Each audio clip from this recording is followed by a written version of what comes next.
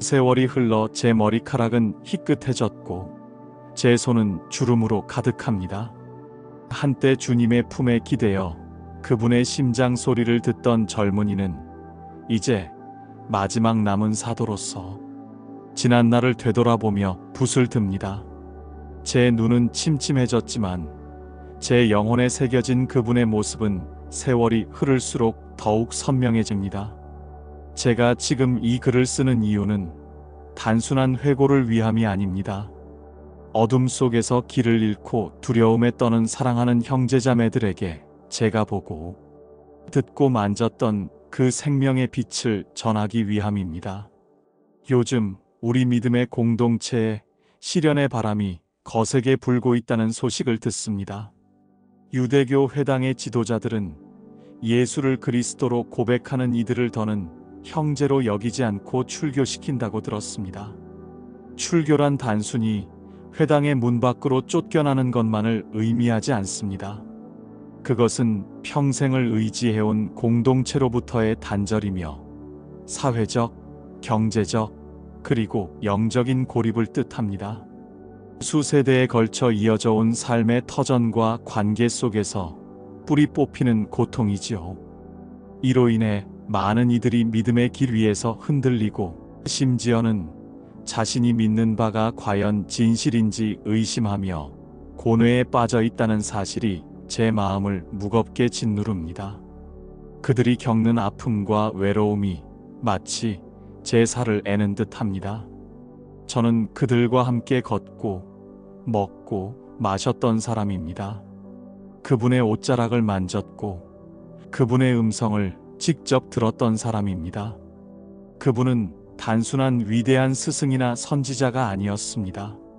C.S. 루이스라는 후대의 현자가 훗날 이야기할지도 모르지만 예수를 단지 위대한 인간 스승으로만 여기는 것은 그분을 제대로 이해하지 못하는 것입니다. 그분께서 스스로에 대해 하신 말씀들을 생각해 보십시오. 그 말씀이 사실이 아니라면 그분은 위대한 스승이 아니라 과대망상가이거나 그보다 더 끔찍한 존재일 것입니다. 그러나 저는 보았습니다. 태초부터 계셨던 말씀, 곧 하나님이셨던 그 말씀이 육신을 입고 우리 가운데 오신 것을 제 두 눈으로 똑똑히 보았습니다. 요한복음 1장 14절의 기록처럼 우리는 그분의 영광을 보았고 그것은 아버지의 독생자의 영광이었으며 은혜와 진리가 충만했습니다.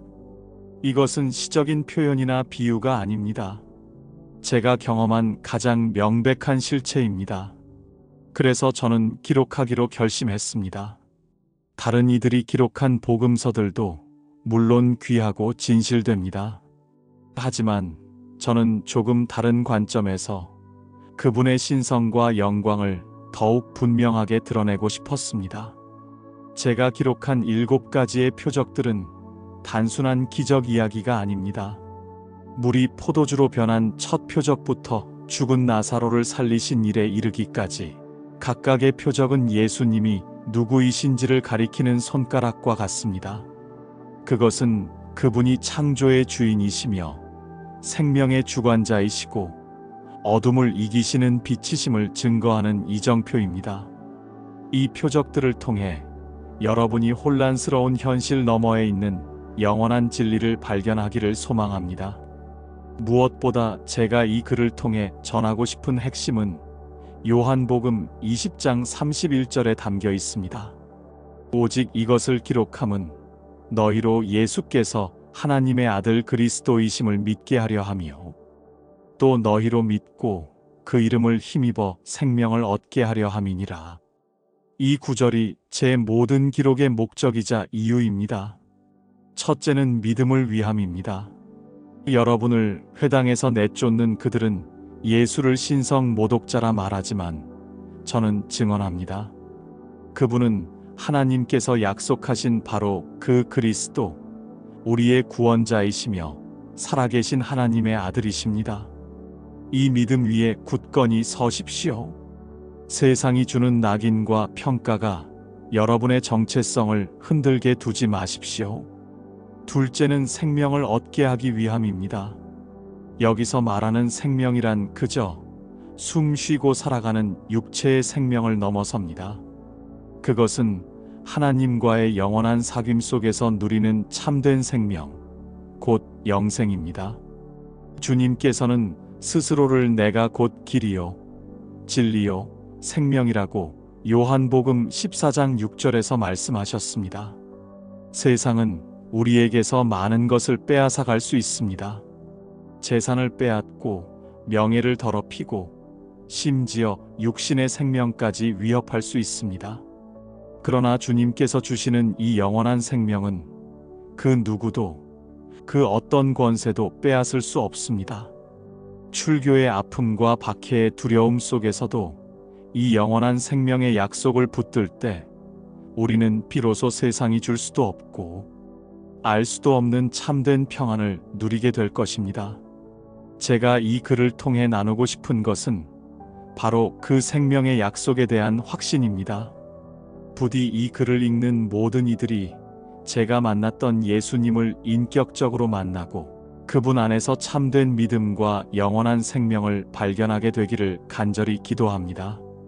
제가 기록한 복음의 첫 문장을 두고 많은 이들이 그 의미를 묻곤 합니다. 태초에 말씀이 계시니라. 이 말씀이 하나님과 함께 계셨으니 이 말씀은 곧 하나님이시니라. 제가 요한복음 1장 1절에 이렇게 기록한 것은 예수님이라는 한 인물의 이야기가 단순히 갈릴리의 어느 몫으로부터 시작된 것이 아님을 선포하기 위함이었습니다. 그분의 이야기는 시간과 공간이 시작되기 이전, 창조의 새벽이 밝아오기 전의 영원 속에서 시작됩니다. 제가 사용한 말씀이라는 표현, 헬라 사람들은 이를 로고스라고 부릅니다. 이는 단순히 입에서 나오는 소리나 기록된 글자를 의미하는 것이 아닙니다.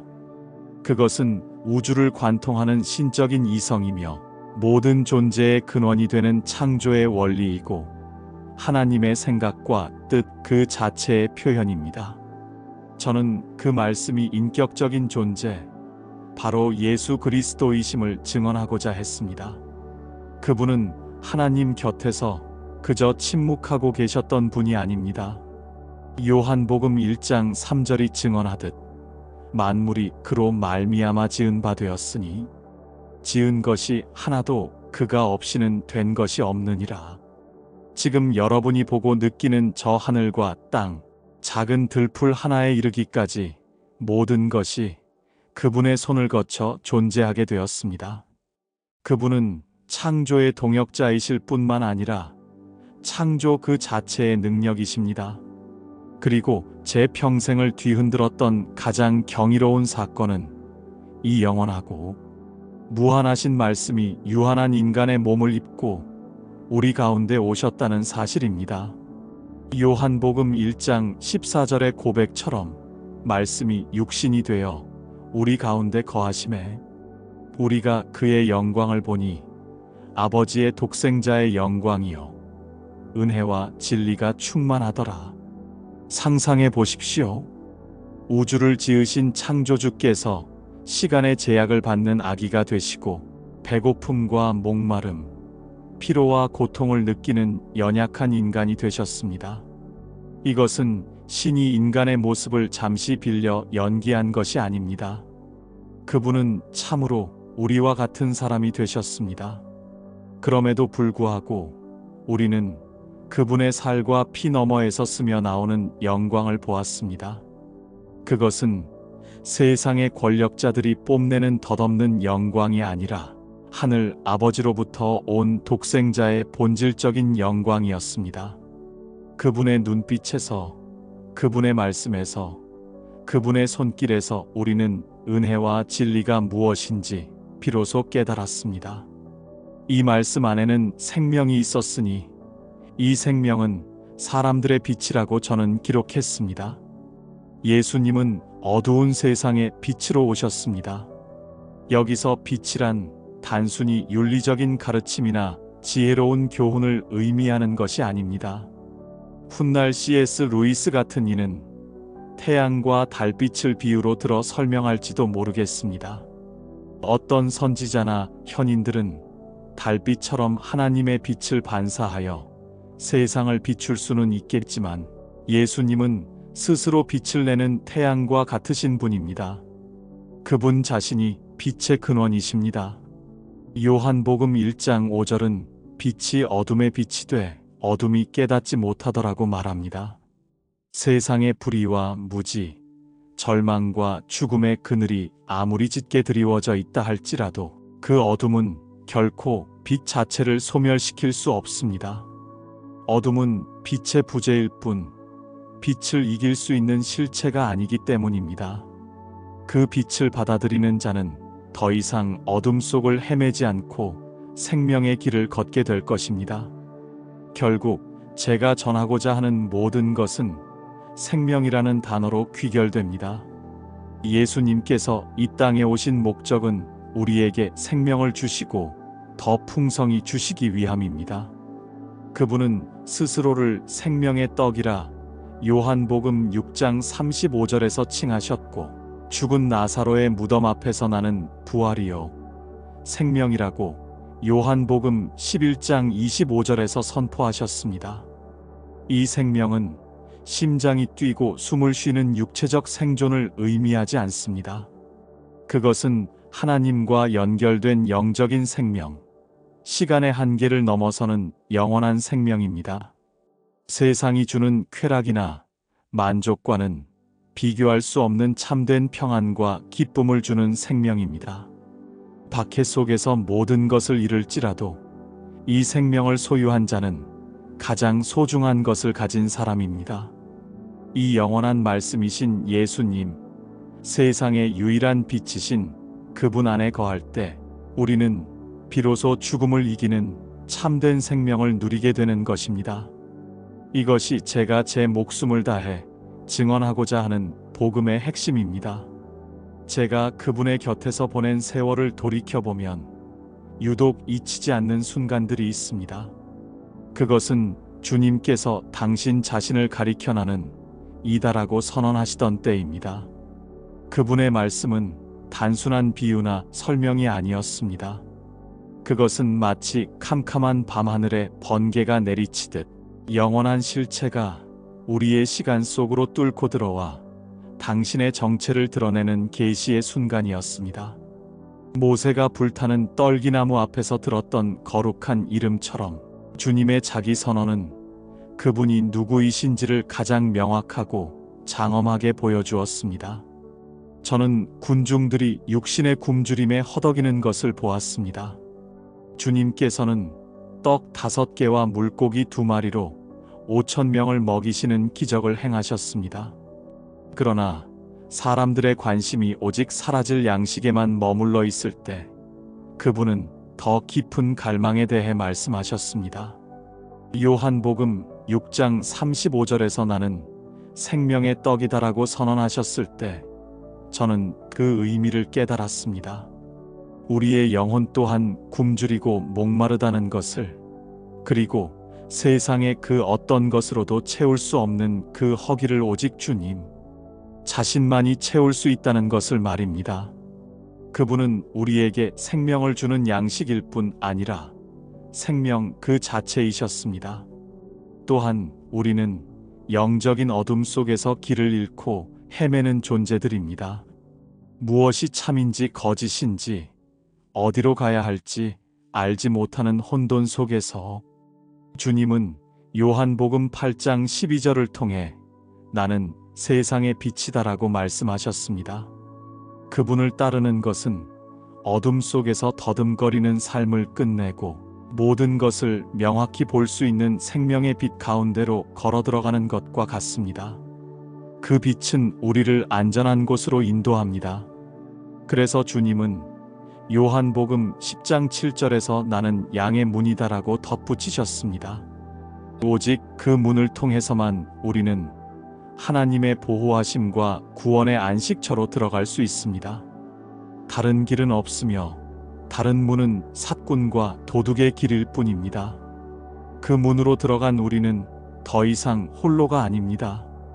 주님은 요한복음 10장 11절에서 나는 선한 목자다라고 자신을 소개하셨습니다.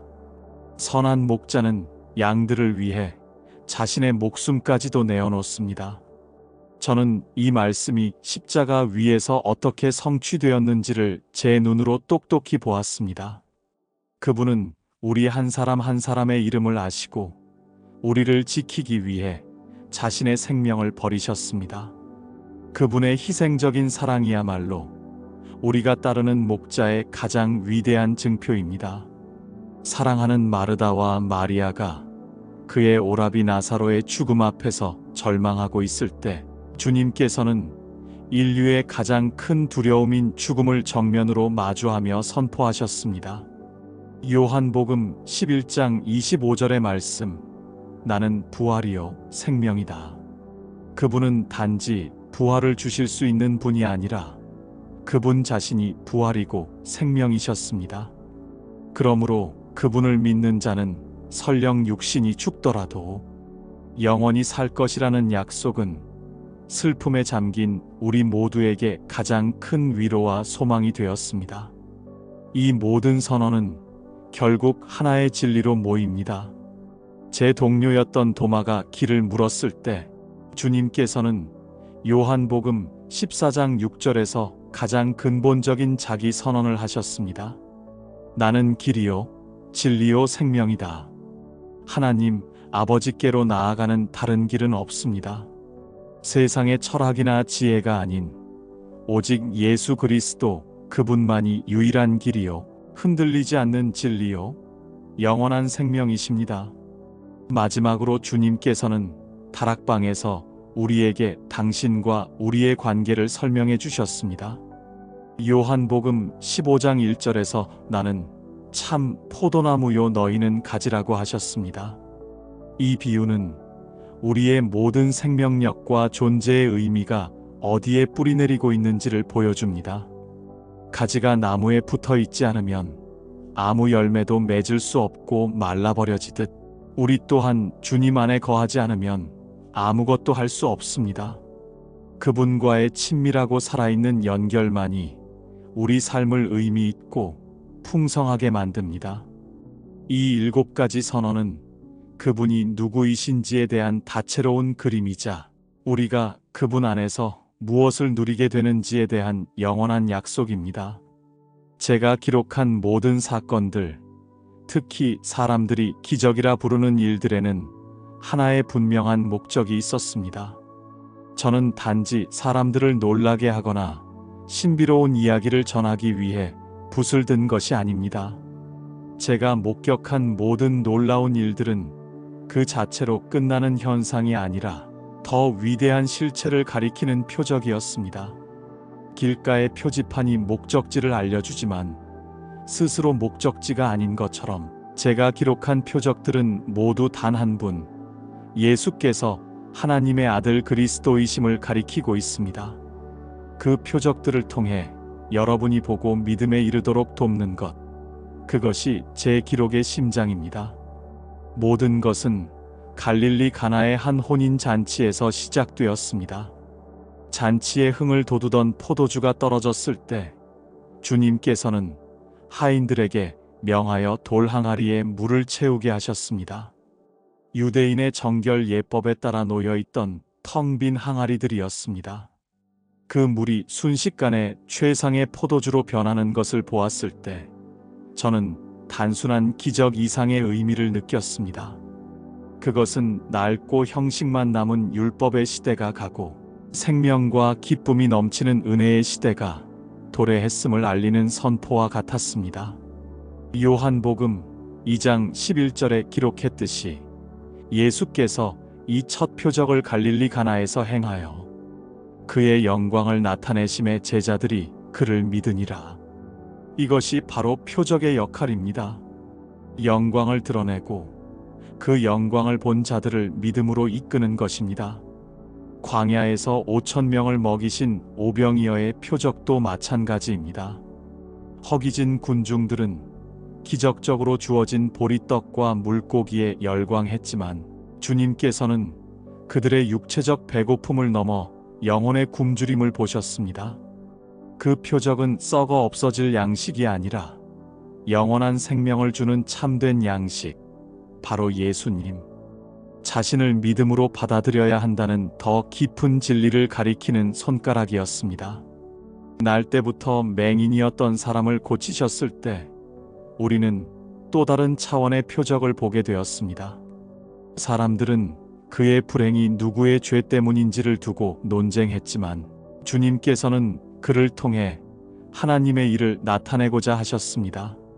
진흙을 그의 눈에 바르시고 실로암 못에 가서 씻으라 명하셨을 때 그는 순종했습니다. 그가 눈을 떴을 때 그것은 단지 세상을 보게 된 육체의 회복이 아니었습니다. 바리새인들의 신문 속에서도 담대하게 예수를 증언하는 그의 모습을 통해 우리는 영적인 눈이 열리는 것이야말로 진정한 치유임을 깨달았습니다. 그의 고통은 저주가 아니라 하나님의 영광을 드러내는 통로가 되었습니다.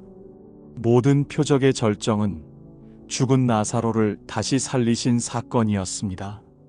이미 죽어 무덤에 갇힌 지 나흘이나 지나 썩은 냄새가 진동하는 절망의 현장에서 주님은 당신이 부활이요 생명임을 몸소 증명해 보이셨습니다. 이 사건으로 인해 수많은 유대인들이 주님을 믿게 되었지만 동시에 빛을 거부하는 자들의 마음은 더욱 완악해져 주님을 죽이려는 음모를 꾸미는 결정적인 계기가 되기도 했습니다. 표적은 이처럼 믿는 자와 믿지 않는 자를 가르는 시금석이 됩니다.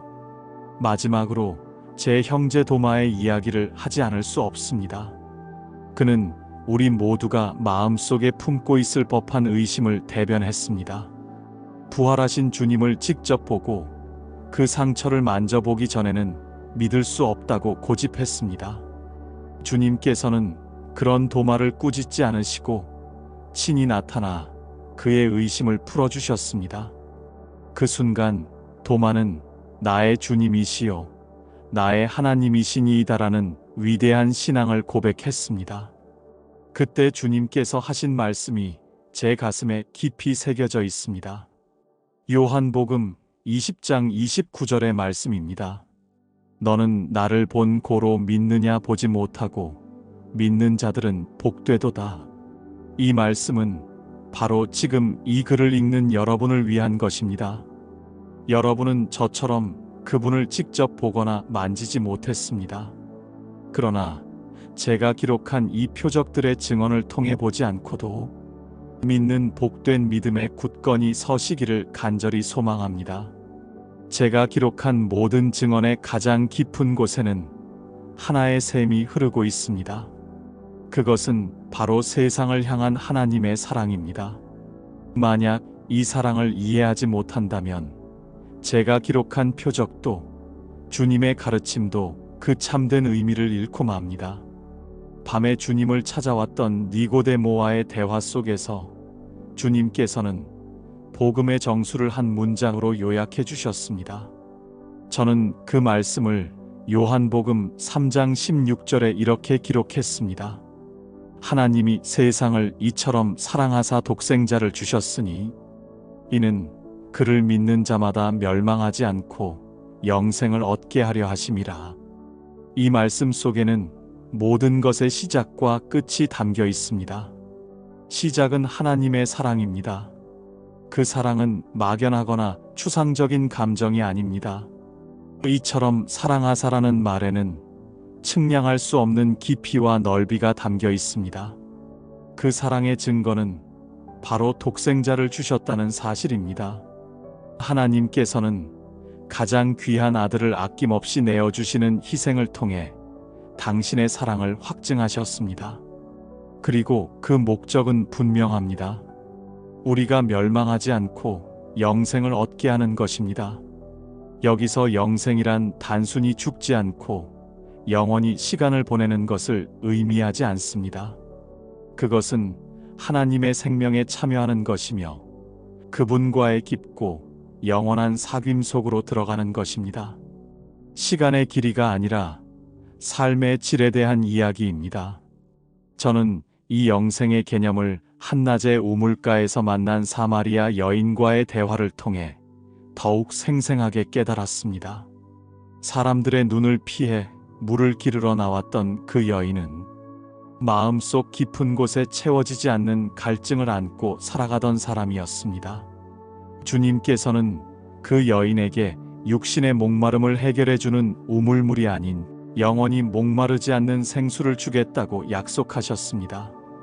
그 생수는 바로 주님께서 주시는 영생이며 한 번 마시면 그 사람 속에서 영생하도록 솟아나는 샘물이 될 것이라고 말씀하셨습니다. 밖에서 길어와야 하는 물이 아니라 내 안에서부터 끊임없이 흘러나오는 생명의 샘. 이것이 바로 주님을 믿는 자가 얻게 될 구원의 모습입니다. 영혼의 모든 갈증이 해소되고 마르지 않는 기쁨과 평안으로 채워지는 상태입니다. 그렇다면 어떻게 이 영생을 얻을 수 있겠습니까? 그 길은 오직 한 가지뿐입니다. 주님께서는 요한복음 5장 24절에서 너무나도 분명하게 그 길을 선언하셨습니다. 내가 진실로 진실로 너희에게 이르노니 내 말을 듣고 또 나 보내신 이를 믿는 자는 영생을 얻었고 심판에 이르지 아니하나니 사망에서 생명으로 옮겼느니라. 이 말씀의 무게를 느껴보십시오. 주님께서는 진실로 진실로라는 표현을 통해 이 약속이 얼마나 확고부동한 진리인지를 강조하셨습니다. 이 약속에는 세 가지 놀라운 선물이 담겨 있습니다. 첫째, 믿는 자는 영생을 얻었고라고 과거형으로 말씀하십니다. 앞으로 얻게 될 것이 아니라 믿는 그 순간 이미 영생을 소유했다는 선언입니다. 둘째, 심판에 이르지 아니한다고 하십니다. 우리의 모든 죄와 허물에도 불구하고 그리스도를 믿는 믿음 안에서 우리는 이미 최종 심판을 면제받았다는 뜻입니다. 셋째, 우리는 사망에서 생명으로 옮겨졌습니다. 이것은 우리의 영적 주소가 완전히 바뀌었음을 의미합니다. 우리는 더 이상 죽음의 권세 아래 살아가는 존재가 아니라 하나님의 생명의 나라에 속한 백성이 되었습니다. 이 모든 것은 우리의 노력이 아닌 오직 독생자를 내어주신 하나님의 사랑과 그 아들을 믿는 믿음을 통해 주어지는 선물입니다. 제가 전한 하나님의 사랑과 그 아들을 통해 얻는 영생의 이야기는 어쩌면 인간의 지혜로는 온전히 이해하기 어려운 신비일지도 모릅니다. 저는 당대 최고의 지성과 존경을 한 몸에 받던 지도자 니고데모조차도 이 진리 앞에서 어린아이처럼 어리둥절해하는 모습을 똑똑히 보았습니다. 그는 어두운 밤을 틈타 조용히 주님을 찾아왔습니다. 세상의 시선이 두려웠을 수도 있고 혹은 고요한 시간에 진리를 독대하고 싶었을 수도 있겠지요. 그의 입에서는 주님을 향한 존경의 고백이 흘러나왔지만 주님께서는 그의 마음 깊은 곳에 있는 근본적인 질문을 꿰뚫어 보셨습니다. 주님께서는 그에게 요한복음 3장 3절의 말씀을 건네셨습니다. 사람이 거듭나지 아니하면 하나님의 나라를 볼 수 없느니라. 니고데모는 당황했습니다. 율법에 정통하고 평생을 경건하게 살아온 그에게 다시 태어나야 한다는 말씀은 도무지 이해할 수 없는 수수께끼였습니다. 그는 다 늙은 사람이 어떻게 어머니의 뱃속에 다시 들어갔다 나올 수 있느냐는 지극히 육적인 질문을 던졌습니다. 그의 모습은 인간의 지식과 노력이 영적인 실체 앞에서 얼마나 무력한지를 보여주는 듯 했습니다. 주님께서는 그에게 더 깊은 차원의 탄생에 대해 설명해 주셨습니다. 요한복음 3장 5절의 말씀처럼 그것은 물과 성령으로 나는 것이었습니다. 여기서 물이란 우리의 옛사람을 씻어내는 정결과 회개를 상징하며 성령은 위로부터 주어지는 하나님의 새로운 생명 그 자체를 의미합니다. 거듭난다는 것은 우리의 성품을 조금 개선하거나 종교적인 열심을 더하는 차원의 문제가 아닙니다. 그것은 이전에 나는 죽고 하나님께서 불어넣어 주시는 새로운 생명으로 완전히 새로운 피조물이 되는 근본적인 변화입니다. 바람이 어디에서 와서 어디로 가는지 우리가 알 수 없지만 그 존재를 분명히 느끼는 것처럼 성령으로 나는 일 또한 우리의 이해를 초월하는 신비로운 하나님의 역사입니다. 이 새로운 생명으로 태어난 자들을 주님께서는 결코 고아와 같이 내버려 두지 않으셨습니다. 주님께서 우리 곁을 떠나 아버지께로 돌아가셔야 할 때가 가까워졌을 때 저희 제자들은 슬픔과 두려움에 휩싸였습니다. 우리의 목자여, 스승이여, 전부였던 그분 없이 어떻게 이 험한 세상을 살아갈 수 있을지 막막했습니다. 바로 그때 주님께서는 우리에게 가장 큰 위로가 되는 약속을 주셨습니다. 바로 또 다른 보혜사를 보내주시겠다는 약속이었습니다. 보혜사란 우리 곁에서 우리를 돕고 변호하며 위로하시는 분이라는 뜻입니다. 그분은 바로 아버지께서 주님의 이름으로 보내실 성령이십니다. 요한복음 14장 26절에서 주님께서는 그 성령께서 하실 일을 분명히 알려주셨습니다. 그가 너희에게 모든 것을 가르치고 내가 너희에게 말한 모든 것을 생각나게 하리라. 성령님은 우리 안에 거하시며 주님의 현존 그 자체가 되어주십니다.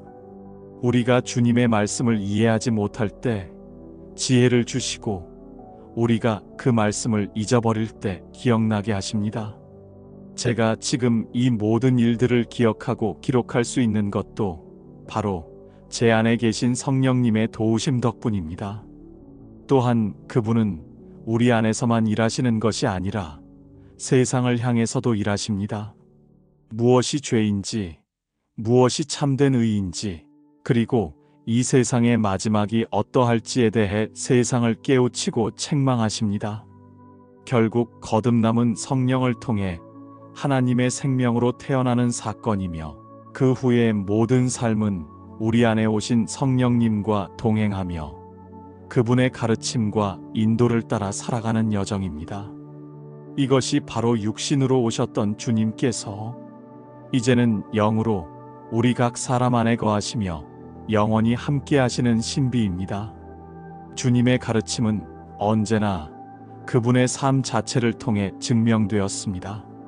그분은 멀리서 지시하는 왕이 아니라 친히 우리 가운데로 들어와 삶으로 모든 것을 보여주시는 스승이셨습니다. 제가 기록한 모든 말씀과 표적의 정점에는 그분이 제자들과의 마지막 밤에 보여주신 사랑과 섬김의 모습이 자리하고 있습니다. 그날 밤 다락방의 공기는 무거웠고 우리의 마음은 알 수 없는 불안감으로 가득 차 있었습니다. 바로 그때 주님께서는 말없이 일어나 겉옷을 벗고 수건을 허리에 두르셨습니다. 그리고 대야에 물을 담아 우리 한 사람 한 사람의 발 앞에 무릎을 꿇으셨습니다. 주인이자 스승이신 분이 종이 하는 가장 천한 일, 곧 먼지 묻은 제자들의 발을 씻기시는 모습은 우리 모두에게 큰 충격이었습니다. 베드로는 황급히 손사래를 치며 만류했지만 주님께서는 이것이 당신과 상관을 맺기 위해 반드시 필요한 일이라고 말씀하셨습니다. 그분의 손길이 제 발에 닿았을 때 저는 그저 발의 더러움이 씻겨나가는 것이 아니라 제 안에 교만과 이기심이 함께 씻겨나가는 듯한 깊은 울림을 느꼈습니다. 발 씻김을 마치신 주님께서는 다시 옷을 입고 자리에 앉아 그 의미를 설명해 주셨습니다. 요한복음 13장 15절의 말씀처럼 내가 너희에게 행한 것 같이 너희도 서로 행하게 하려 하여 본을 보였노라. 이것은 세상의 질서를 완전히 뒤엎는 선언이었습니다. 가장 높은 자가 가장 낮은 자를 섬기는 것, 이것이 바로 하나님 나라의 원리이며 우리가 따라야 할 유일한 길이었습니다. 그 섬김의 본을 보이신 후에 주님께서는 우리에게 새로운 계명을 주셨습니다. 요한복음 13장 34절의 말씀입니다. 새 계명을 너희에게 주노니 서로 사랑하라. 내가 너희를 사랑한 것 같이 너희도 서로 사랑하라. 이웃을 내 몸과 같이 사랑하라는 옛 계명과 무엇이 달라서 새 계명이라고 하셨을까? 저는 오랫동안 묵상했습니다. 그 차이는 사랑의 기준에 있었습니다. 이제 우리가 따라야 할 사랑의 기준은 우리 자신이 아니라 바로 주님께서 우리를 사랑하신 것 가치가 되었습니다. 그것은 조건 없는 사랑이며 자격 없는 자를 먼저 찾아가는 사랑이고 끝까지 인내하며 기다려주는 사랑이며 마침내 발을 씻기는 자리까지 낮아지는 겸손한 사랑입니다. 그리고 이 사랑이야말로 세상이 우리를 보고 주님의 제자임을 알아보게 될 유일한 증표라고 말씀하셨습니다. 그렇다면 그 사랑의 가장 위대한 모습은 무엇이겠습니까? 주님께서는 당신의 마지막이 가까웠음을 아시고 그 답을 분명히 알려주셨습니다. 요한복음 15장 13절의 말씀, 사람이 친구를 위하여 자기 목숨을 버리면 이보다 더 큰 사랑이 없나니. 이 말씀은 단지 아름다운 격언이 아니었습니다. 그것은 몇 시간 뒤 갈보리 언덕 위에서 온몸으로 성취될 당신의 운명에 대한 예고였습니다. 주님께서는 우리를 더 이상 종이라 하지 않으시고 친구라 불러주셨습니다. 그리고 그 친구들을 위해 자신의 전부, 곧 생명을 아낌없이 내어주심으로써 가장 큰 사랑을 몸소 확증하셨습니다. 그 십자가의 사랑이야말로 우리가 받은 사랑의 깊이이며 우리가 실천해야 할 사랑의 궁극적인 목표입니다. 발을 씻기신 섬김에서 시작하여 서로 사랑하라는 새 계명을 주시고 마침내 십자가에서 목숨을 버리심으로 주님께서는 사랑이 무엇인지 온전히 보여주셨습니다. 우리가 주님과 함께 했던 마지막 밤들, 그리고 그분이 십자가를 지시기까지의 모든 과정은 제 기억 속에 영원히 지워지지 않을 그림으로 남아 있습니다. 그 길은 고통과 슬픔으로 가득했지만 그 속에서 저는 인간의 상상을 초월하는 순종과 사랑을 목격했습니다. 겟세마네 동산의 어둠 속에서 주님께서 땀방울이 핏방울처럼 되도록 기도하시던 모습을 저는 잊을 수 없습니다. 그분은 다가올 고난의 잔을 피하고 싶으셨을 인간적인 고뇌를 숨기지 않으셨습니다. 그러나 그 기도의 끝은 언제나 아버지의 뜻을 향한 온전한 순종이었습니다. 당신을 잡으러 온 자들 앞에서 베드로가 칼을 휘둘렀을 때 주님께서는 그를 막으시며 아버지께서 주신 잔을 내가 마시지 아니하겠느냐고 말씀하셨습니다. 그 순간 저는 깨달았습니다. 주님의 십자가는 우연한 사고나 악인들의 승리가 아니라 세상을 구원하시려는 아버지의 계획에 아들이 온전히 순종하는 거룩한 예식이라는 것을 말입니다. 그리고 마침내 갈보리 언덕, 그 십자가 아래에 섰을 때 저는 세상의 모든 소음이 멎는 듯한 기분을 느꼈습니다. 조롱하는 소리, 우는 소리, 못 박는 소리가 뒤섞인 혼돈 속에서 저는 세상의 죄를 짊어지신 어린 양의 침묵을 보았습니다. 십자가는 로마 제국이 사용하는 가장 끔찍한 형벌의 도구였지만 그 순간 그곳은 하나님의 사랑이 가장 선명하게 드러나는 제단이었습니다. 사랑은 말로만 증명되지 않습니다. 사랑은 상처로 입증됩니다. 우리를 위해 찢기신 그분의 몸과 흘리신 피야말로 우리를 향한 하나님의 사랑이 얼마나 크고 깊은지를 보여주는 영원한 증거입니다. 그 참혹한 고통 속에서도 주님의 사랑은 멈추지 않았습니다. 숨이 끊어져가는 마지막 순간에도 주님께서는 십자가 아래서 슬픔에 잠겨있던 당신의 어머니 마리아와 저를 번갈아 보셨습니다. 그리고 어머니에게는 저를 아들로, 제게는 어머니를 맡기셨습니다. 온 인류를 구원하시는 우주적인 사역의 정점에서 그분은 가장 연약한 한 개인의 아픔을 외면하지 않으셨습니다. 이것이야말로 우리를 향한 주님의 사랑이 얼마나 구체적이고 인격적인지를 보여주는 장면이었습니다. 마침내 모든 일이 끝나가던 순간 주님께서는 마지막 숨을 거두시기 직전 온 힘을 다해 외치셨습니다. 제가 요한복음 19장 30절에 기록한 그 말씀, 다 이루었다. 이 외침은 결코 패배자의 탄식이 아니었습니다. 그것은 모든 임무를 완수한 승리자의 선언이었습니다. 무엇을 다 이루셨다는 것입니까? 구약의 모든 예언이 성취되었고 인류가 스스로 갚을 수 없었던 죄의 빚이 완전히 청산되었으며 하나님과 우리 사이를 가로막던 휘장이 찢어지고 구원의 길이 활짝 열렸음을 선포하신 것입니다. 그 한마디에 인류를 향한 하나님의 위대한 구원 계획이 완성되었음이 담겨 있었습니다. 십자가는 끝이 아니었습니다. 그것은 모든 것을 새롭게 시작하는 위대한 완성이었습니다. 십자가 위에서 다 이루었다는 주님의 외침을 들었을 때 저희에게는 모든 것이 끝난 것처럼 보였습니다. 세상의 빛이 꺼지고 우리의 모든 희망이 무덤 속에 함께 묻히는 듯 했습니다. 저희는 두려움에 사로잡혀 문을 걸어 잠그고 숨죽이고 있었습니다. 그러나 주님의 이야기는 죽음으로 끝나지 않았습니다. 오히려 죽음을 이기심으로써 진정으로 시작되었습니다. 그 주 첫날 이른 아침 막달라 마리아가 전해준 텅 빈 무덤 소식은 우리의 절망을 거대한 혼돈으로 바꾸어 놓았습니다. 저와 베드로는 무덤을 향해 정신없이 달렸습니다.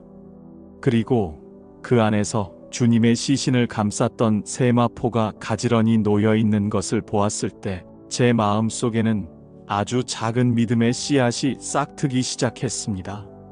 그날 저녁 여전히 두려움 속에 모여있던 저희에게 기적과 같은 일이 일어났습니다. 굳게 닫힌 문을 그대로 통과하여 주님께서 우리 가운데 서셨습니다. 그리고 첫 말씀은 꾸짖음이 아닌 축복이었습니다. 요한복음 20장 19절의 말씀처럼 너희에게 평강이 있을지어다. 그분의 음성을 듣고 못자국 난 손과 창에 찔린 옆구리를 직접 보았을 때 우리의 슬픔은 비로소 기쁨으로 변했습니다. 죽음의 상처는 이제 부활의 가장 영광스러운 증거가 되었습니다. 그 자리에서 주님께서는 저희를 향해 숨을 내쉬며 말씀하셨습니다. 제가 요한복음 20장 22절에 기록한 대로 성령을 받으라고 명하셨습니다. 태초에 하나님께서 흙으로 빚은 사람에게 생기를 불어넣어 살아있는 존재가 되게 하셨던 것처럼 주님의 그 숨결은 실패와 두려움으로 죽어있던 저희를 새로운 피조물로 다시 태어나게 하는 능력이었습니다. 그것은 단순히 용서받는 것을 넘어 이제 새로운 사명을 감당할 힘을 부여받는 순간이었습니다. 그 힘과 함께 사명이 주어졌습니다. 요한복음 20장 21절의 말씀, 아버지께서 나를 보내신 것 같이 나도 너희를 보내노라. 이 말씀의 무게는 실로 엄청났습니다. 이제 우리는 더 이상 주님을 따르던 제자, 무리에 머무는 것이 아니었습니다. 우리는 아버지께서 아들을 보내셨던 그 목적을 이어받아 세상 속으로 보냄받은 자들이 되었습니다. 주님의 사역이 이제 우리의 사역이 된 것입니다. 이 사명이 얼마나 크고 놀라운 은혜 위에 세워졌는지를 주님께서는 디베랴 바닷가에서 다시 한번 보여주셨습니다. 그곳에는 주님을 3번이나 부인했던 깊은 죄책감에 시달리던 베드로가 있었습니다. 주님께서는 그에게 3번 물으셨습니다. 요한복음 21장 17절의 기록처럼 내가 나를 사랑하느냐? 그것은 그의 상처를 찌르기 위함이 아니었습니다. 3번의 부인을 3번의 사랑 고백으로 덮어주고 치유하시려는 주님의 따뜻한 배려였습니다. 그의 사랑을 확인하신 주님께서는 그에게 벌이 아닌 새로운 사명을 주셨습니다. 내 어린 양을 먹이라. 실패한 그를 다시 신뢰하시고 당신의 가장 소중한 양떼를 맡기신 것입니다. 이 모습은 우리의 사명이 우리의 완벽함이나 자격에 근거하는 것이 아니라 넘어짐을 용서하시고 다시 일으켜 세우시는 주님의 사랑에 뿌리내리고 있음을 보여줍니다. 부활은 주님 한 분의 승리로 끝나지 않았습니다. 그것은 우리 모두를 위한 새로운 시작이었고 평강과 능력과 사랑에 기반을 둔 영원한 사명의 출발점이었습니다. 이제 제 이야기의 끝을 맺으려 합니다. 제가 평생에 걸쳐 증언하고자 했던 것은 한 위대한 인물의 생애가 아닙니다. 저는 여러분에게 한낱 스쳐 지나가는 역사 속 영웅을 소개하고자 이 글을 쓴 것이 아닙니다. 제가 기록한 분은 태초부터 계셨던 말씀이시며 보이지 않는 하나님의 보이는 형상이시고 우리 가운데 오신 하나님의 현현 그 자체이셨습니다. 이 모든 기록의 목적은 처음부터 단 하나, 제가 요한복음 20장 31절에 명확히 밝혔듯이 여러분이 예수께서 하나님의 아들 그리스도이심을 믿고 그 이름을 힘입어 영원한 생명을 얻게 하려는 것입니다. 그분은 당신이 누구이신지를 여러 번에 걸쳐 친히 선포하셨습니다. 나는 생명의 떡이다. 나는 세상의 빛이다. 나는 선한 목자다. 나는 길이요 진리요 생명이다. 나는 부활이요 생명이다. 나는 참 포도나무다. 이 장엄한 선언들은 단 하나의 진리를 향합니다. 주님을 떠나서는 참된 생명도 바른 길도 영원한 구원도 없다는 것입니다. 그분은 여러 선택지 중 하나가 아니라 유일하고 완전한 해답이십니다. 그분은 말씀으로만 가르치지 않으셨습니다.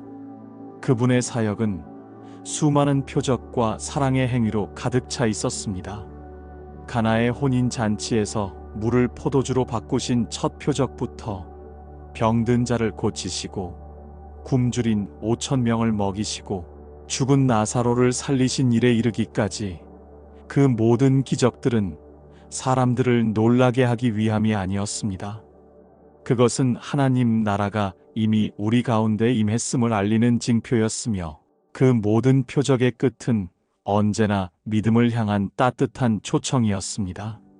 그 모든 가르침과 표적의 정점에는 십자가가 있습니다. 주님께서는 제자들의 발을 씻기심으로 가장 낮은 자리에서 섬기는 사랑의 본을 보이셨고 마침내 십자가 위에서 다 이루었다고 선포하심으로 온 인류의 죄를 대신 짊어지셨습니다.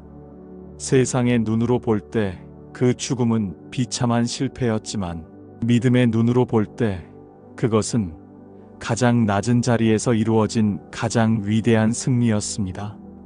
그 섬김과 희생이야말로 우리를 향한 하나님 사랑의 결정체였습니다.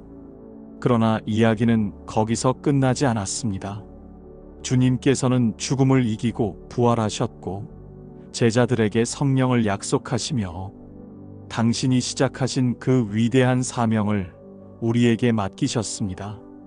이제 이 모든 증언은 시대를 넘어 오늘을 살아가는 당신에게로 향합니다. 이 이야기는 당신과 무관한 예시이야기가 아닙니다. 이것은 당신을 향한 하나님의 사랑 편지입니다. 그러므로 이 편지는 당신의 응답을 기다립니다. 주님께서 이토록 당신을 사랑하셨다는 사실 앞에서 당신은 그 사랑을 온전히 받고 있습니까? 만약 그 사랑의 깊이를 조금이라도 깨달았다면 당신은 오늘 누구를 용서하고 누구의 발을 씻기며 살아가야 하겠습니까? 물론 우리의 믿음은 연약하고 자주 넘어집니다. 저 또한 그러했고 제 형제 베드로는 주님을 3번이나 부인하기까지 했습니다. 그러나 중요한 것은 우리의 완벽함이 아닙니다. 주님께서는 우리의 연약한 믿음을 결코 포기하지 않으신다는 사실입니다. 그분은 실패한 베드로를 다시 찾아와 그의 사랑을 물으시고 새로운 사명을 맡기셨던 것처럼 오늘 이 순간에도 넘어져 있는 당신을 찾아오십니다. 그리고 당신의 이름을 부르시며 당신을 회복시키시고 당신의 삶에 거룩한 사명을 다시 세워주십니다. 세월이 흘러 제 머리카락은 희끗해졌고 제 손은 주름으로 가득합니다. 한때 주님의 품에 기대어 그분의 심장 소리를 듣던 젊은이는 이제 마지막 남은 사도로서 지난 날을 되돌아보며 붓을 듭니다. 제 눈은 침침해졌지만 제 영혼에 새겨진 그분의 모습은 세월이 흐를수록 더욱 선명해집니다. 제가 지금 이 글을 쓰는 이유는 단순한 회고를 위함이 아닙니다. 어둠 속에서 길을 잃고 두려움에 떠는 사랑하는 형제자매들에게 제가 보고 듣고 만졌던 그 생명의 빛을 전하기 위함입니다. 요즘 우리 믿음의 공동체에 시련의 바람이 거세게 불고 있다는 소식을 듣습니다. 유대교 회당의 지도자들은 예수를 그리스도로 고백하는 이들을 더는 형제로 여기지 않고 출교시킨다고 들었습니다. 출교란 단순히 회당의 문 밖으로 쫓겨나는 것만을 의미하지 않습니다. 그것은 평생을 의지해온 공동체로부터의 단절이며 사회적, 경제적, 그리고 영적인 고립을 뜻합니다. 수세대에 걸쳐 이어져 온 삶의 터전과 관계 속에서 뿌리 뽑히는 고통이지요. 이로 인해 많은 이들이 믿음의 길 위에서 흔들리고 심지어는 자신이 믿는 바가 과연 진실인지 의심하며 고뇌에 빠져 있다는 사실이 제 마음을 무겁게 짓누릅니다. 그들이 겪는 아픔과 외로움이 마치 제 살을 애는 듯합니다. 저는 그들과 함께 걷고 먹고 마셨던 사람입니다.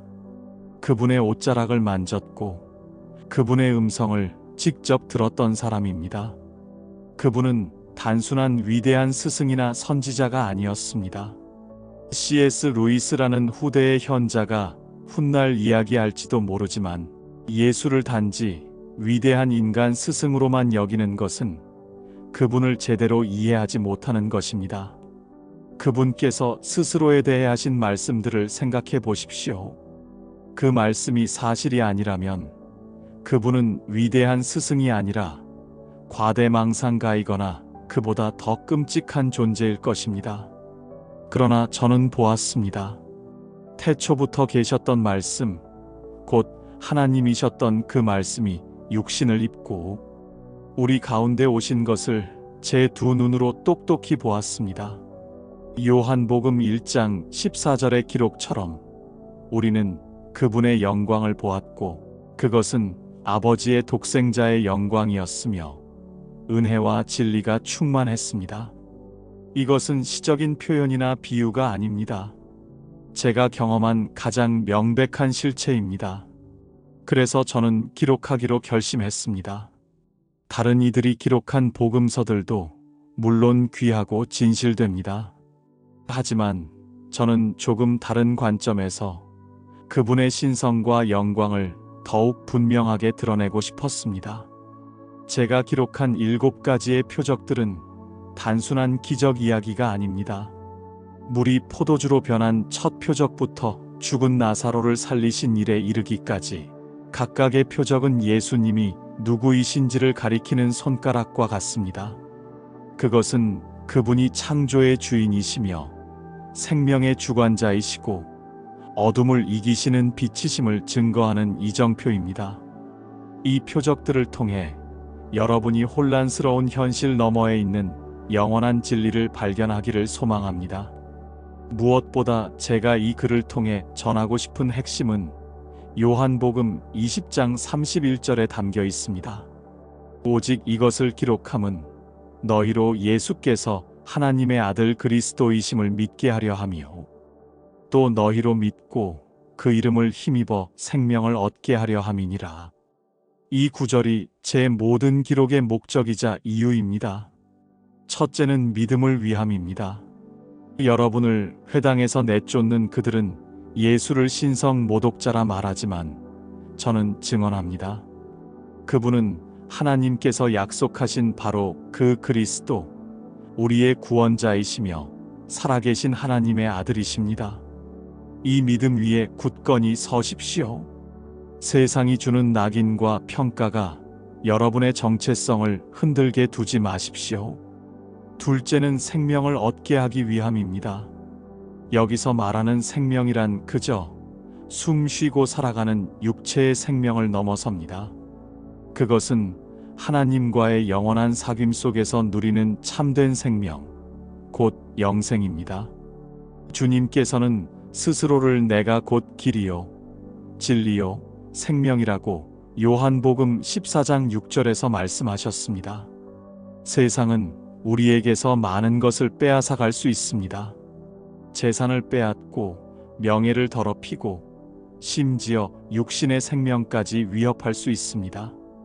그러나 주님께서 주시는 이 영원한 생명은 그 누구도, 그 어떤 권세도 빼앗을 수 없습니다. 출교의 아픔과 박해의 두려움 속에서도 이 영원한 생명의 약속을 붙들 때 우리는 비로소 세상이 줄 수도 없고 알 수도 없는 참된 평안을 누리게 될 것입니다. 제가 이 글을 통해 나누고 싶은 것은 바로 그 생명의 약속에 대한 확신입니다. 부디 이 글을 읽는 모든 이들이 제가 만났던 예수님을 인격적으로 만나고 그분 안에서 참된 믿음과 영원한 생명을 발견하게 되기를 간절히 기도합니다. 제가 기록한 복음의 첫 문장을 두고 많은 이들이 그 의미를 묻곤 합니다. 태초에 말씀이 계시니라.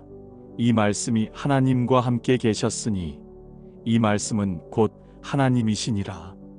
제가 요한복음 1장 1절에 이렇게 기록한 것은 예수님이라는 한 인물의 이야기가 단순히 갈릴리의 어느 목수로부터 시작된 것이 아님을 선포하기 위함이었습니다.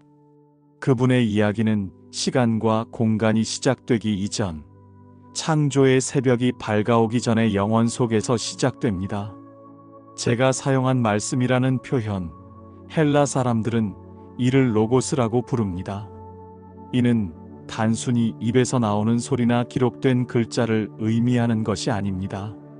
그것은 우주를 관통하는 신적인 이성이며 모든 존재의 근원이 되는 창조의 원리이고 하나님의 생각과 뜻 그 자체의 표현입니다. 저는 그 말씀이 인격적인 존재, 바로 예수 그리스도이심을 증언하고자 했습니다. 그분은 하나님 곁에서 그저 침묵하고 계셨던 분이 아닙니다. 요한복음 1장 3절이 증언하듯 만물이 그로 말미암아 지은 바 되었으니 지은 것이 하나도 그가 없이는 된 것이 없느니라. 지금 여러분이 보고 느끼는 저 하늘과 땅, 작은 들풀 하나에 이르기까지 모든 것이 그분의 손을 거쳐 존재하게 되었습니다. 그분은 창조의 동역자이실 뿐만 아니라 창조 그 자체의 능력이십니다. 그리고 제 평생을 뒤흔들었던 가장 경이로운 사건은 이 영원하고 무한하신 말씀이 유한한 인간의 몸을 입고 우리 가운데 오셨다는 사실입니다. 요한복음 1장 14절의 고백처럼 말씀이 육신이 되어 우리 가운데 거하심에 우리가 그의 영광을 보니 아버지의 독생자의 영광이요 은혜와 진리가 충만하더라.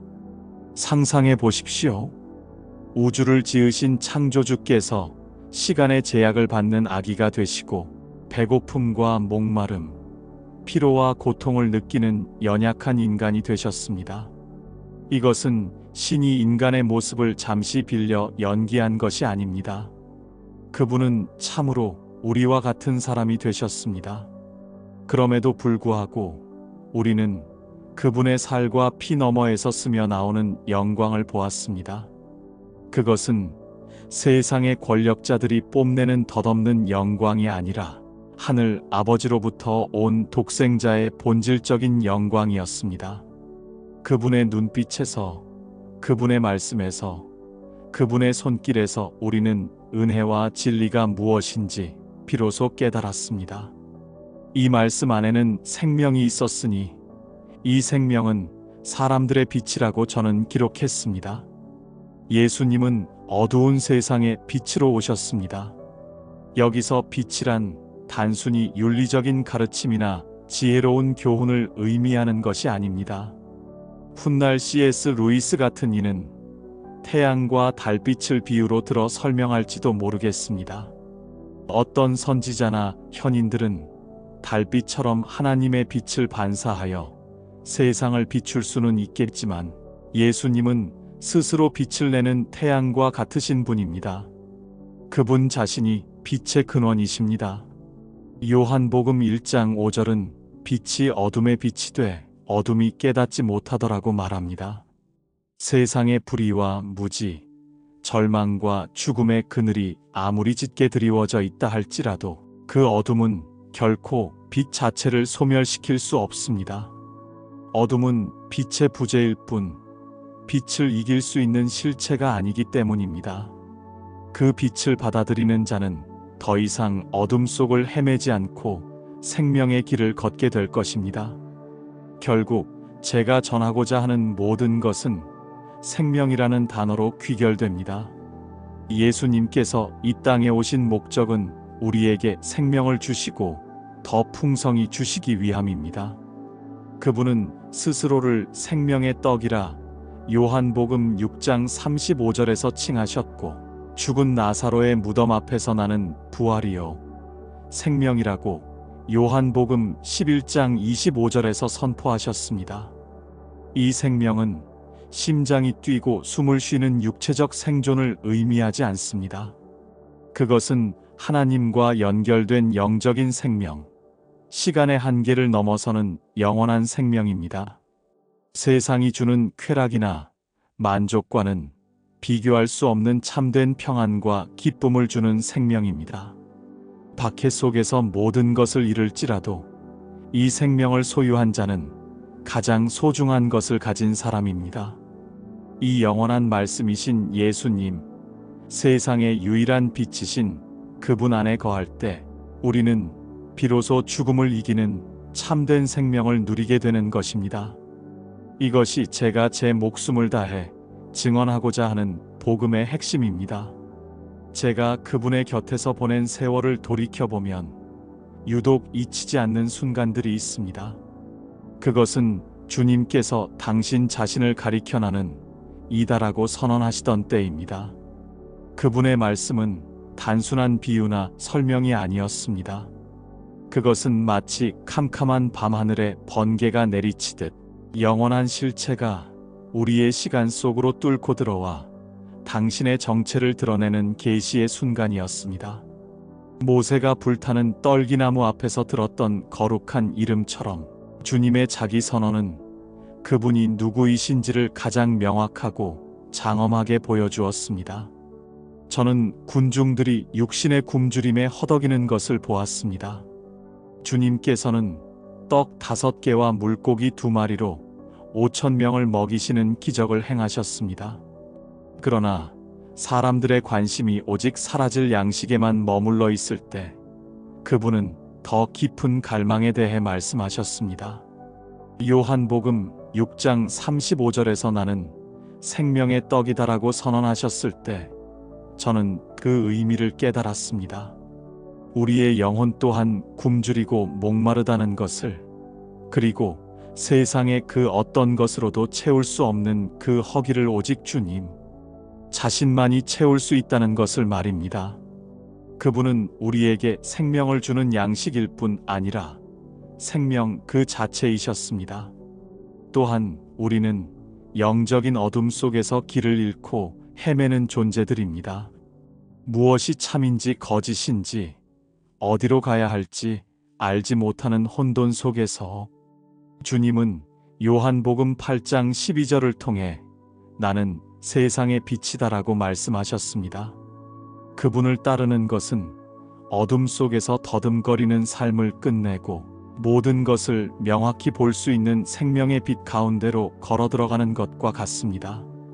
그 그 빛은 우리를 안전한 곳으로 인도합니다. 그래서 주님은 요한복음 10장 7절에서 나는 양의 문이다라고 덧붙이셨습니다. 오직 그 문을 통해서만 우리는 하나님의 보호하심과 구원의 안식처로 들어갈 수 있습니다. 다른 길은 없으며 다른 문은 사꾼과 도둑의 길일 뿐입니다. 그 문으로 들어간 우리는 더 이상 홀로가 아닙니다. 주님은 요한복음 10장 11절에서 나는 선한 목자다라고 자신을 소개하셨습니다. 선한 목자는 양들을 위해 자신의 목숨까지도 내어놓습니다. 저는 이 말씀이 십자가 위에서 어떻게 성취되었는지를 제 눈으로 똑똑히 보았습니다. 그분은 우리 한 사람 한 사람의 이름을 아시고 우리를 지키기 위해 자신의 생명을 버리셨습니다. 그분의 희생적인 사랑이야말로 우리가 따르는 목자의 가장 위대한 증표입니다. 사랑하는 마르다와 마리아가 그의 오라비 나사로의 죽음 앞에서 절망하고 있을 때 주님께서는 인류의 가장 큰 두려움인 죽음을 정면으로 마주하며 선포하셨습니다. 요한복음 11장 25절의 말씀, 나는 부활이요 생명이다. 그분은 단지 부활을 주실 수 있는 분이 아니라 그분 자신이 부활이고 생명이셨습니다. 그러므로 그분을 믿는 자는 설령 육신이 죽더라도 영원히 살 것이라는 약속은 슬픔에 잠긴 우리 모두에게 가장 큰 위로와 소망이 되었습니다. 이 모든 선언은 결국 하나의 진리로 모입니다.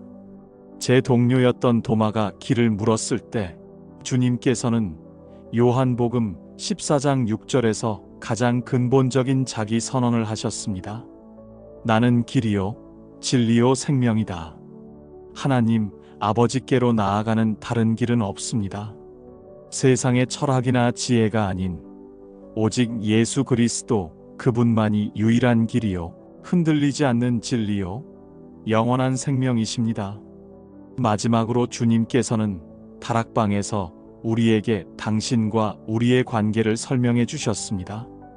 요한복음 15장 1절에서 나는 참 포도나무요 너희는 가지라고 하셨습니다.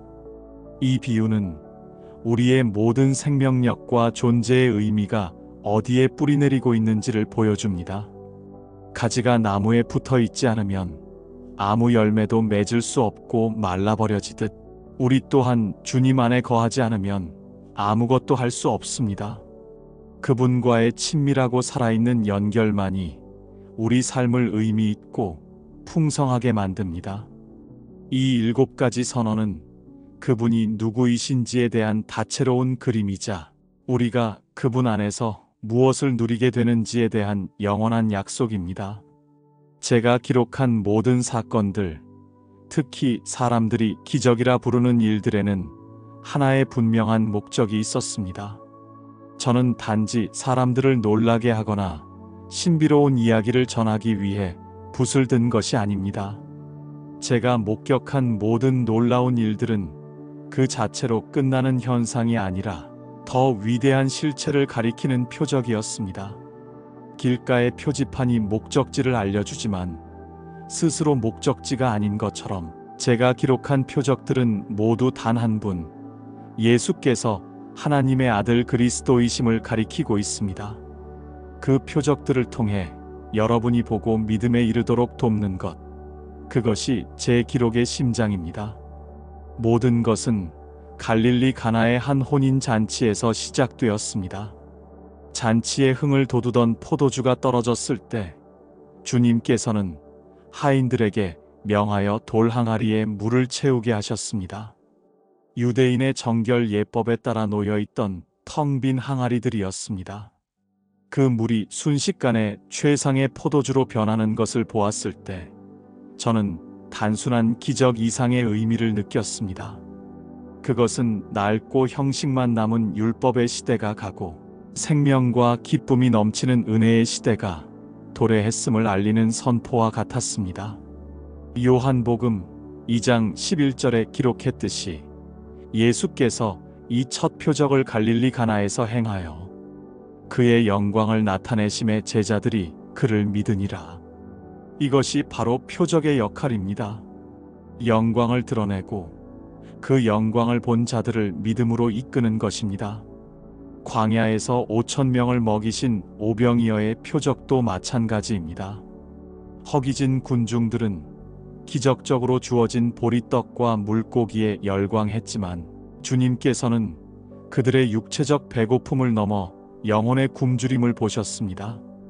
그 표적은 썩어 없어질 양식이 아니라 영원한 생명을 주는 참된 양식, 바로 예수님.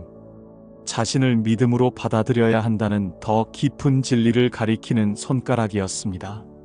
날 때부터 맹인이었던 사람을 고치셨을 때 우리는 또 다른 차원의 표적을 보게 되었습니다. 사람들은 그의 불행이 누구의 죄 때문인지를 두고 논쟁했지만 주님께서는 그를 통해 하나님의 일을 나타내고자 하셨습니다. 진흙을 그의 눈에 바르시고 실로암 못에 가서 씻으라 명하셨을 때 그는 순종했습니다. 그가 눈을 떴을 때 그것은 단지 세상을 보게 된 육체의 회복이 아니었습니다. 바리새인들의 신문 속에서도 담대하게 예수를 증언하는 그의 모습을 통해 우리는 영적인 눈이 열리는 것이야말로 진정한 치유임을 깨달았습니다. 그의 고통은 저주가 아니라 하나님의 영광을 드러내는 통로가 되었습니다.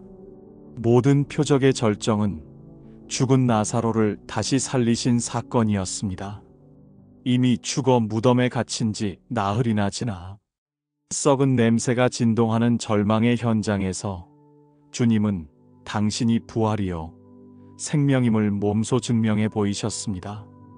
이 사건으로 인해 수많은 유대인들이 주님을 믿게 되었지만 동시에 빛을 거부하는 자들의 마음은 더욱 완악해져 주님을 죽이려는 음모를 꾸미는 결정적인 계기가 되기도 했습니다. 표적은 이처럼 믿는 자와 믿지 않는 자를 가르는 시금석이 됩니다. 마지막으로 제 형제 도마의 이야기를 하지 않을 수 없습니다. 그는 우리 모두가 마음속에 품고 있을 법한 의심을 대변했습니다. 부활하신 주님을 직접 보고 그 상처를 만져보기 전에는 믿을 수 없다고 고집했습니다. 주님께서는 그런 도마를 꾸짖지 않으시고 친히 나타나 그의 의심을 풀어주셨습니다. 그 순간 도마는 나의 주님이시요 나의 하나님이시니이다라는 위대한 신앙을 고백했습니다. 그때 주님께서 하신 말씀이 제 가슴에 깊이 새겨져 있습니다. 요한복음 20장 29절의 말씀입니다. 너는 나를 본 고로 믿느냐 보지 못하고 믿는 자들은 복되도다. 이 말씀은 바로 지금 이 글을 읽는 여러분을 위한 것입니다. 여러분은 저처럼 그분을 직접 보거나 만지지 못했습니다. 그러나 제가 기록한 이 표적들의 증언을 통해 보지 않고도 믿는 복된 믿음에 굳건히 서시기를 간절히 소망합니다. 제가 기록한 모든 증언의 가장 깊은 곳에는 하나의 샘이 흐르고 있습니다. 그것은 바로 세상을 향한 하나님의 사랑입니다. 만약 이 사랑을 이해하지 못한다면 제가 기록한 표적도 주님의 가르침도 그 참된 의미를 잃고 맙니다. 밤에 주님을 찾아왔던 니고데모와의 대화 속에서 주님께서는 복음의 정수를 한 문장으로 요약해 주셨습니다. 저는 그 말씀을 요한복음 3장 16절에 이렇게 기록했습니다. 하나님이 세상을 이처럼 사랑하사 독생자를 주셨으니 이는 그를 믿는 자마다 멸망하지 않고 영생을 얻게 하려 하심이라. 이 말씀 속에는 모든 것의 시작과 끝이 담겨 있습니다. 시작은 하나님의 사랑입니다. 그 사랑은 막연하거나 추상적인 감정이 아닙니다. 이처럼 사랑하사라는 말에는 측량할 수 없는 깊이와 넓이가 담겨 있습니다. 그 사랑의 증거는 바로 독생자를 주셨다는 사실입니다. 하나님께서는 가장 귀한 아들을 아낌없이 내어주시는 희생을 통해 당신의 사랑을 확증하셨습니다. 그리고 그 목적은 분명합니다. 우리가 멸망하지 않고 영생을 얻게 하는 것입니다. 여기서 영생이란 단순히 죽지 않고 영원히 시간을 보내는 것을 의미하지 않습니다. 그것은 하나님의 생명에 참여하는 것이며 그분과의 깊고 영원한 사귐 속으로 들어가는 것입니다. 시간의 길이가 아니라 삶의 질에 대한 이야기입니다. 저는 이 영생의 개념을 한낮의 우물가에서 만난 사마리아 여인과의 대화를 통해 더욱 생생하게 깨달았습니다.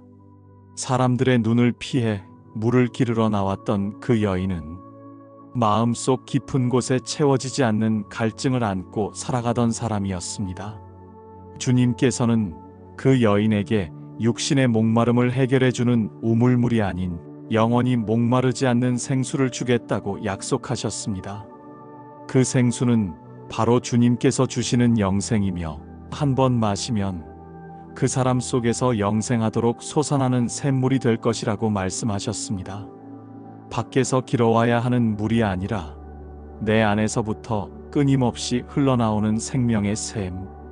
이것이 바로 주님을 믿는 자가 얻게 될 구원의 모습입니다. 영혼의 모든 갈증이 해소되고 마르지 않는 기쁨과 평안으로 채워지는 상태입니다. 그렇다면 어떻게 이 영생을 얻을 수 있겠습니까? 그 길은 오직 한 가지뿐입니다. 주님께서는 요한복음 5장 24절에서 너무나도 분명하게 그 길을 선언하셨습니다. 내가 진실로 진실로 너희에게 이르노니 내 말을 듣고 또 나 보내신 이를 믿는 자는 영생을 얻었고 심판에 이르지 아니하나니 사망에서 생명으로 옮겼느니라. 이 말씀의 무게를 느껴보십시오. 주님께서는 진실로 진실로라는 표현을 통해 이 약속이 얼마나 확고부동한 진리인지를 강조하셨습니다. 이 약속에는 세 가지 놀라운 선물이 담겨 있습니다. 첫째, 믿는 자는 영생을 얻었고라고 과거형으로 말씀하십니다. 앞으로 얻게 될 것이 아니라 믿는 그 순간 이미 영생을 소유했다는 선언입니다. 둘째, 심판에 이르지 아니한다고 하십니다. 우리의 모든 죄와 허물에도 불구하고 그리스도를 믿는 믿음 안에서 우리는 이미 최종 심판을 면제받았다는 뜻입니다. 셋째, 우리는 사망에서 생명으로 옮겨졌습니다. 이것은 우리의 영적 주소가 완전히 바뀌었음을 의미합니다. 우리는 더 이상 죽음의 권세 아래 살아가는 존재가 아니라 하나님의 생명의 나라에 속한 백성이 되었습니다. 이 모든 것은 우리의 노력이 아닌 오직 독생자를 내어주신 하나님의 사랑과 그 아들을 믿는 믿음을 통해 주어지는 선물입니다. 제가 전한 하나님의 사랑과 그 아들을 통해 얻는 영생의 이야기는 어쩌면 인간의 지혜로는 온전히 이해하기 어려운 신비일지도 모릅니다. 저는 당대 최고의 지성과 존경을 한몸에 받던 지도자 니고데모조차도 이 진리 앞에서 어린아이처럼 어리둥절해하는 모습을 똑똑히 보았습니다. 그는 어두운 밤을 틈타 조용히 주님을 찾아왔습니다. 세상의 시선이 두려웠을 수도 있고 혹은 고요한 시간에 진리를 독대하고 싶었을 수도 있겠지요. 그의 입에서는 주님을 향한 존경의 고백이 흘러나왔지만 주님께서는 그의 마음 깊은 곳에 있는 근본적인 질문을 꿰뚫어 보셨습니다. 주님께서는 그에게 요한복음 3장 3절의 말씀을 건네셨습니다. 사람이 거듭나지 아니하면 하나님의 나라를 볼 수 없느니라. 니고데모는 당황했습니다. 율법에 정통하고 평생을 경건하게 살아온 그에게 다시 태어나야 한다는 말씀은 도무지 이해할 수 없는 수수께끼였습니다. 그는 다 늙은 사람이 어떻게 어머니의 뱃속에 다시 들어갔다 나올 수 있느냐는 지극히 육적인 질문을 던졌습니다. 그의 모습은 인간의 지식과 노력이 영적인 실체 앞에서 얼마나 무력한지를 보여주는 듯 했습니다. 주님께서는 그에게 더 깊은 차원의 탄생에 대해 설명해 주셨습니다. 요한복음 3장 5절의 말씀처럼 그것은 물과 성령으로 나는 것이었습니다. 여기서 물이란 우리의 옛사람을 씻어내는 정결과 회개를 상징하며, 성령은 위로부터 주어지는 하나님의 새로운 생명 그 자체를 의미합니다. 거듭난다는 것은 우리의 성품을 조금 개선하거나 종교적인 열심을 더하는 차원의 문제가 아닙니다. 그것은 이전의 나는 죽고 하나님께서 불어넣어 주시는 새로운 생명으로 완전히 새로운 피조물이 되는 근본적인 변화입니다.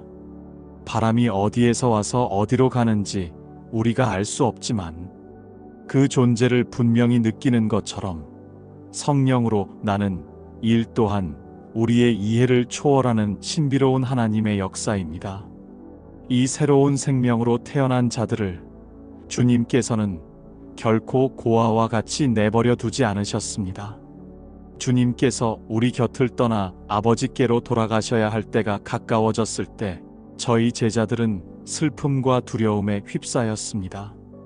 우리의 목자여, 스승이여, 전부였던 그분 없이 어떻게 이 험한 세상을 살아갈 수 있을지 막막했습니다. 바로 그때 주님께서는 우리에게 가장 큰 위로가 되는 약속을 주셨습니다. 바로 또 다른 보혜사를 보내주시겠다는 약속이었습니다. 보혜사란 우리 곁에서 우리를 돕고 변호하며 위로하시는 분이라는 뜻입니다. 그분은 바로 아버지께서 주님의 이름으로 보내실 성령이십니다. 요한복음 14장 26절에서 주님께서는 그 성령께서 하실 일을 분명히 알려주셨습니다. 그가 너희에게 모든 것을 가르치고 내가 너희에게 말한 모든 것을 생각나게 하리라. 성령님은 우리 안에 거하시며 주님의 현존 그 자체가 되어 주십니다. 우리가 주님의 말씀을 이해하지 못할 때 지혜를 주시고 우리가 그 말씀을 잊어버릴 때 기억나게 하십니다. 제가 지금 이 모든 일들을 기억하고 기록할 수 있는 것도 바로 제 안에 계신 성령님의 도우심 덕분입니다. 또한 그분은 우리 안에서만 일하시는 것이 아니라 세상을 향해서도 일하십니다. 무엇이 죄인지, 무엇이 참된 의인지, 그리고 이 세상의 마지막이 어떠할지에 대해 세상을 깨우치고 책망하십니다. 결국 거듭남은 성령을 통해 하나님의 생명으로 태어나는 사건이며 그 후의 모든 삶은 우리 안에 오신 성령님과 동행하며 그분의 가르침과 인도를 따라 살아가는 여정입니다. 이것이 바로 육신으로 오셨던 주님께서 이제는 영으로 우리 각 사람 안에 거하시며 영원히 함께 하시는 신비입니다. 주님의 가르침은 언제나 그분의 삶 자체를 통해 증명되었습니다. 그분은 멀리서 지시하는 왕이 아니라 친히 우리 가운데로 들어와 삶으로 모든 것을 보여주시는 스승이셨습니다. 제가 기록한 모든 말씀과 표적의 정점에는 그분이 제자들과의 마지막 밤에 보여주신 사랑과 섬김의 모습이 자리하고 있습니다. 그날 밤 다락방의 공기는 무거웠고 우리의 마음은 알 수 없는 불안감으로 가득 차 있었습니다. 바로 그때 주님께서는 말없이 일어나 겉옷을 벗고 수건을 허리에 두르셨습니다. 그리고 대야에 물을 담아 우리 한 사람 한 사람의 발 앞에 무릎을 꿇으셨습니다.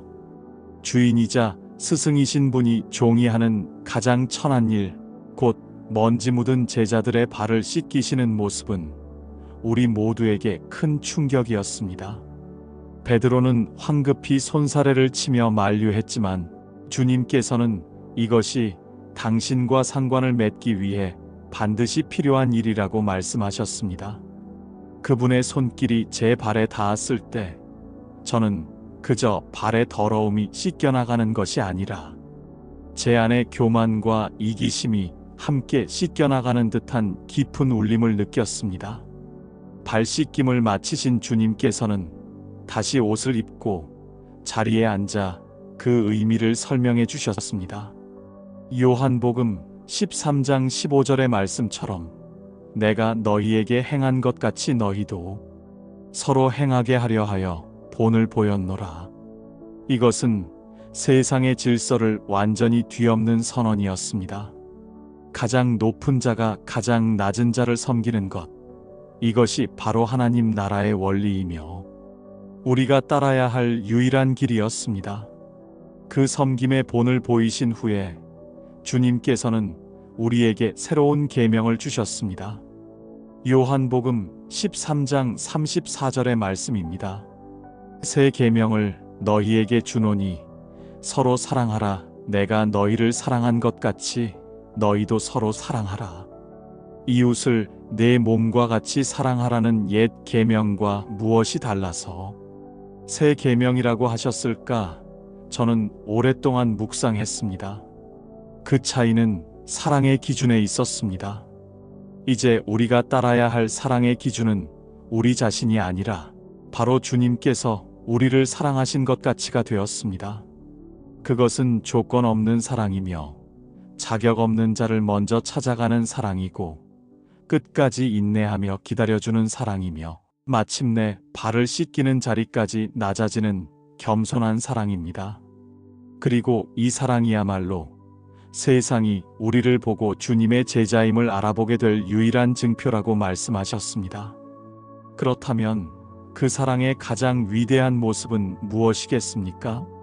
주님께서는 당신의 마지막이 가까웠음을 아시고 그 답을 분명히 알려주셨습니다.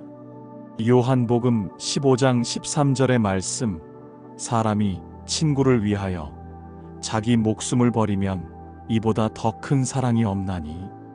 이 말씀은 단지 아름다운 격언이 아니었습니다.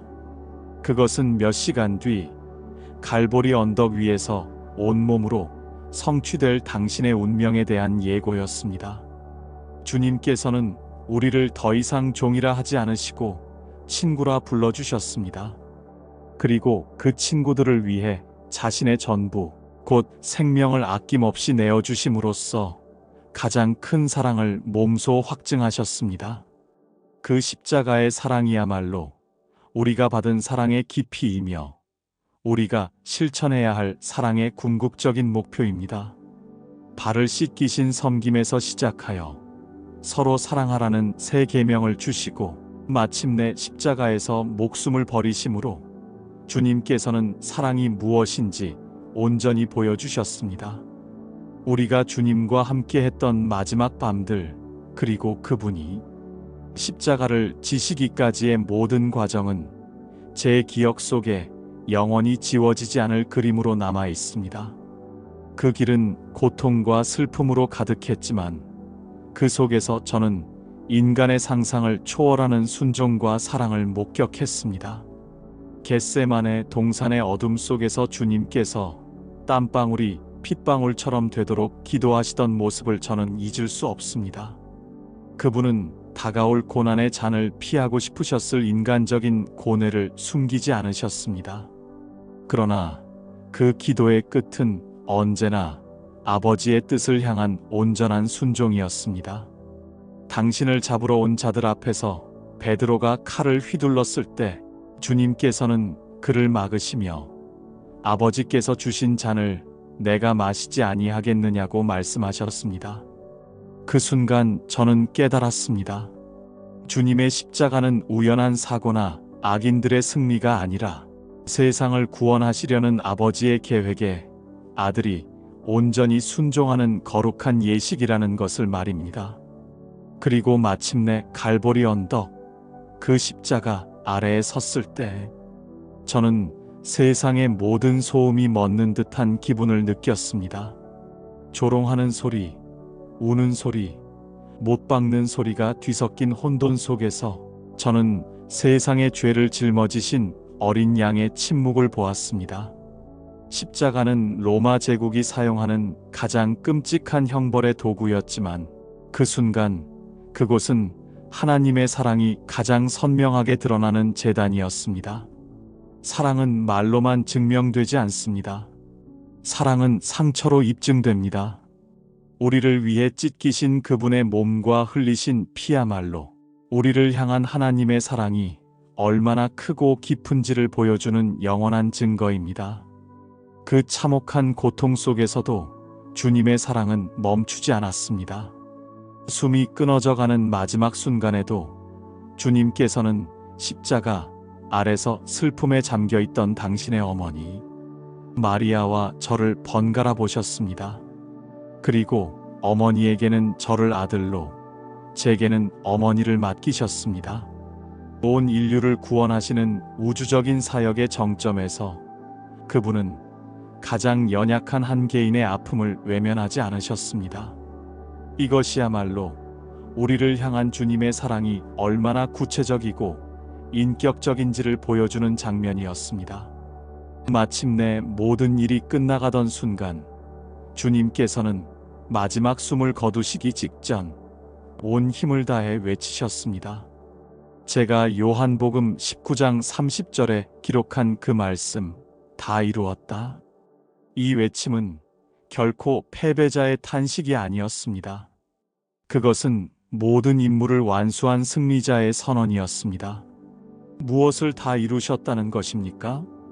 구약의 모든 예언이 성취되었고 인류가 스스로 갚을 수 없었던 죄의 빚이 완전히 청산되었으며 하나님과 우리 사이를 가로막던 휘장이 찢어지고 구원의 길이 활짝 열렸음을 선포하신 것입니다. 그 한마디에 인류를 향한 하나님의 위대한 구원 계획이 완성되었음이 담겨 있었습니다. 십자가는 끝이 아니었습니다.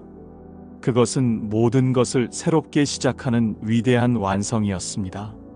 십자가 위에서 다 이루었다는 주님의 외침을 들었을 때 저희에게는 모든 것이 끝난 것처럼 보였습니다. 세상의 빛이 꺼지고 우리의 모든 희망이 무덤 속에 함께 묻히는 듯 했습니다. 저희는 두려움에 사로잡혀 문을 걸어 잠그고 숨죽이고 있었습니다. 그러나 주님의 이야기는 죽음으로 끝나지 않았습니다. 오히려 죽음을 이기심으로써 진정으로 시작되었습니다. 그 주 첫날 이른 아침 막달라 마리아가 전해준 텅 빈 무덤 소식은 우리의 절망을 거대한 혼돈으로 바꾸어 놓았습니다. 저와 베드로는 무덤을 향해 정신없이 달렸습니다. 그리고 그 안에서 주님의 시신을 감쌌던 세마포가 가지런히 놓여 있는 것을 보았을 때 제 마음 속에는 아주 작은 믿음의 씨앗이 싹트기 시작했습니다. 그날 저녁 여전히 두려움 속에 모여있던 저희에게 기적과 같은 일이 일어났습니다. 굳게 닫힌 문을 그대로 통과하여 주님께서 우리 가운데 서셨습니다. 그리고 첫 말씀은 꾸짖음이 아닌 축복이었습니다.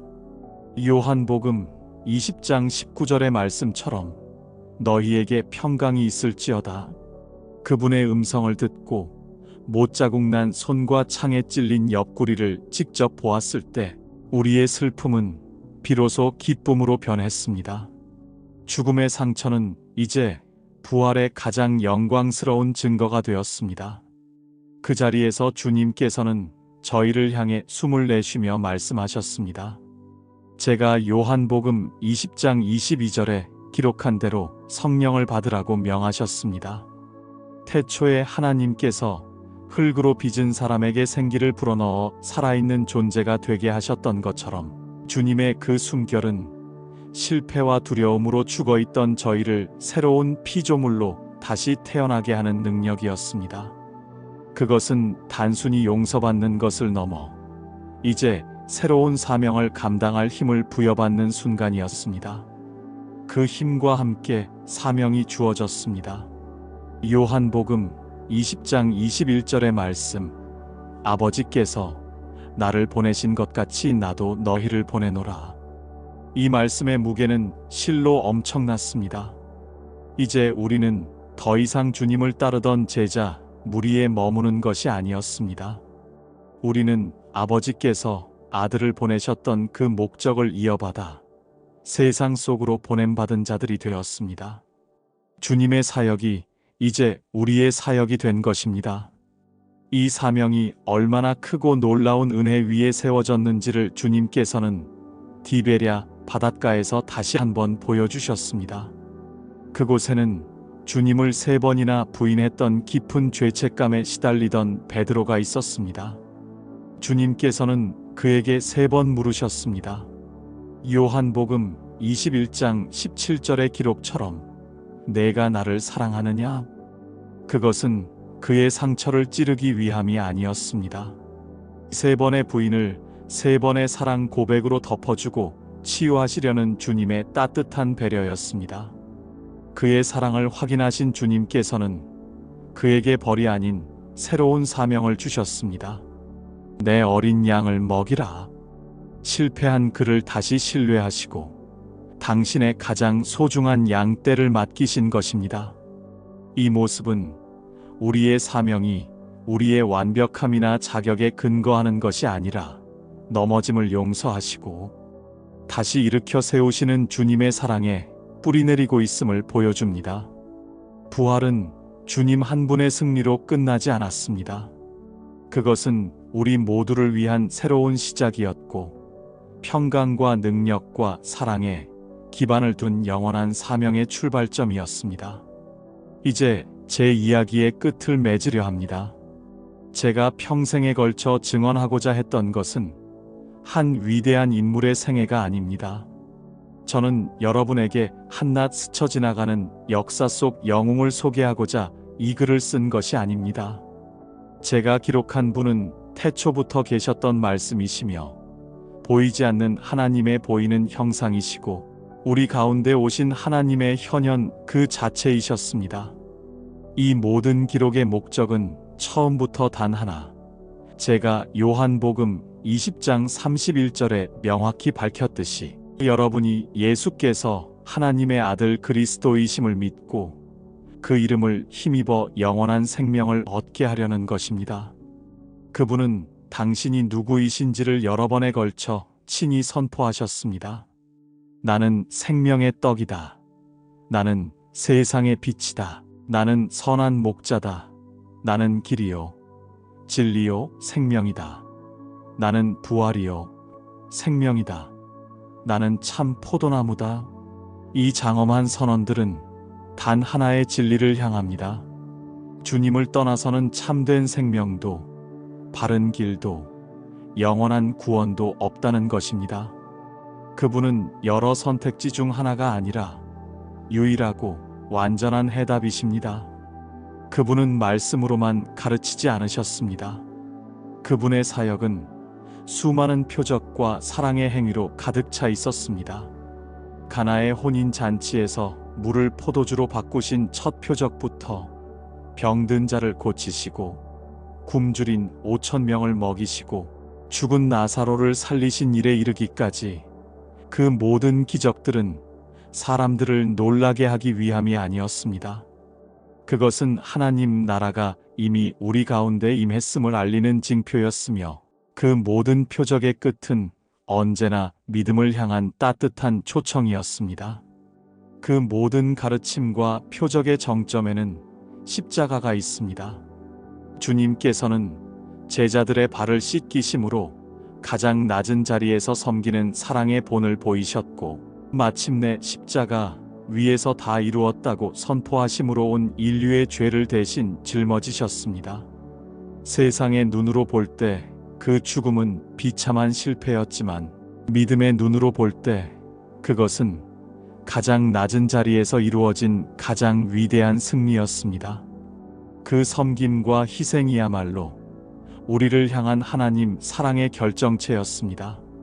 그러나 이야기는 거기서 끝나지 않았습니다.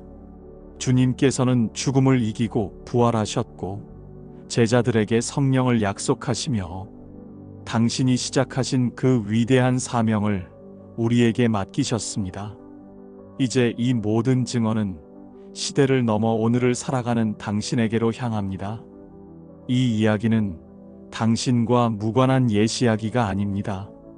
이것은 당신을 향한 하나님의 사랑 편지입니다. 그러므로 이 편지는 당신의 응답을 기다립니다.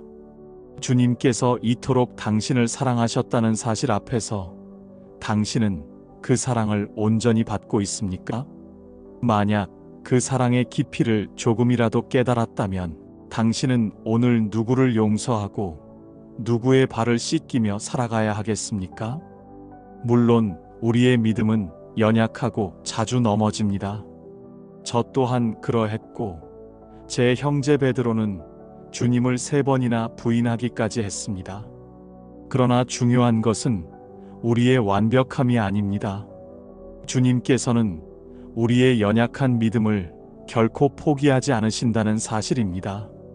그분은 실패한 베드로를 다시 찾아와 그의 사랑을 물으시고 새로운 사명을 맡기셨던 것처럼 오늘 이 순간에도 넘어져 있는 당신을 찾아오십니다. 그리고 당신의 이름을 부르시며 당신을 회복시키시고 당신의 삶에 거룩한 사명을 다시 세워주십니다.